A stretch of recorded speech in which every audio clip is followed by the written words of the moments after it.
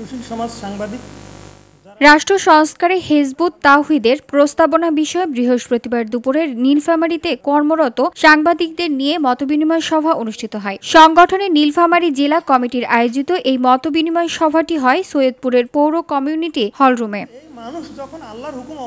এ সভায় সভাপতিত্ব করেন জেলা সভাপতি নূর আলম সরকার। অনুষ্ঠানে প্রধান অতিথি ছিলেন সংগঠনের রংপুর বিভাগীয় সভাপতি আব্দুল কুদ্দুস শামীম। বিশেষ অতিথি ছিলেন রংপুর বিভাগের নারী নেত্রী উম্মেহানি ইসলাম।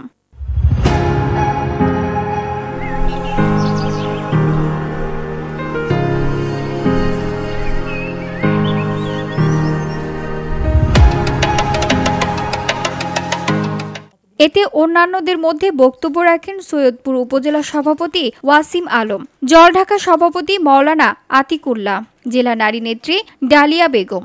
সভা সঞ্চালনা করেন জেলার সাংগঠনিক সম্পাদক তানভীর রাসেল।